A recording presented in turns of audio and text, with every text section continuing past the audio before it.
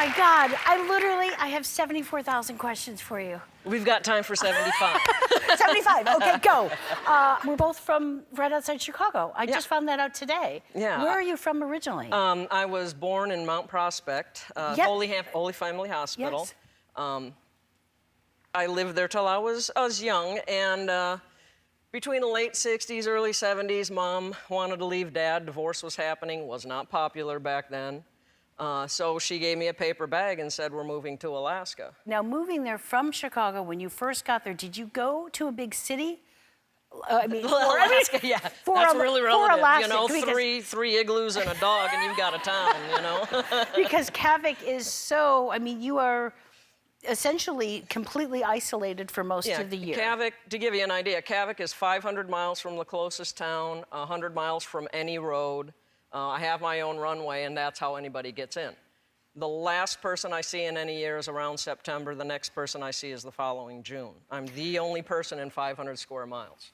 Taking care of everything in the most extreme conditions. Yes, in Kavik, maybe it's on the extreme end. Who knows why I'm built the way that I'm built. And I don't know why none of my husbands ever figured out reverse psychology works on me, you know? I outlived 2 of them, not that I'm a black widow. Oh my God. But now, what about, because you are so isolated up there, is it possible to meet people? You've been married unless somebody's twice? lost, it's really difficult. But I did figure out the internet. And through that means I met a man. Literally, where in the world is this fella that you've met? He's a union electrician out of New York. And 9-10 years ago, he sent me a friend request on a social platform. And he's a nice-looking guy. But I noticed he's married at that time, and of course, I'm being so subtle. I'm like, God doesn't give you somebody else's spouse, right? And he's like, no, we're just fans. So we became friends. In the 9 years, we started a book club. We became friendly. His marriage didn't last. About 1.5 years ago, I let him know that I was maybe interested in pursuing more. And he was like, I'm in New York, 4,000 miles away, and I've got 9 years before I can retire. Those were hurdles to him, and I'm like, this is great. It gives us, number one, I'm a loner. I'm an emotional midget. I've got a lot of minefields I've got to traverse.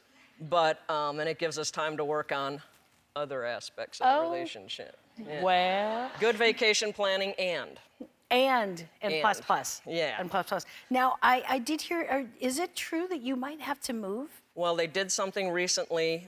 They opened up the Arctic National Wildlife Refuge to commerce and drilling. And I am the only commercial place in that area. I took an old oil camp, turned it into a twisted bed and breakfast. And I've got 15 foxes that are my little friends. I know. She's befriended foxes, yes, guys. I have.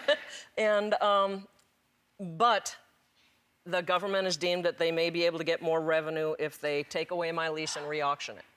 And so that's what's happening. And I like to say, and I don't want to get all emotional, I will though, I'm a guppy in a shark tank when it comes to the oil industry. I've spent 18 years building this. You're getting emotional too. I am too. I'm like, you can't leave, Sue can't leave Kavik. Well, I like to say I am Kavik, Kavik is me. And that's, that's the beauty of the show that I'm on, Life Below Zero. When they asked me, how did they find me? I did a few other appearances. They discovered that I do this unique lifestyle. I'm really trying to be careful how I talk. I normally have about that much filter, and I say what I feel. I think that's pretty good. I think we could use a little more of that. Well, you gotta get real. Yeah. You gotta get real. We could all use a little of this. And you can watch and catch the new episodes of Life Below Zero this fall on Nat Geo TV and natgeotv.com. We will be right back.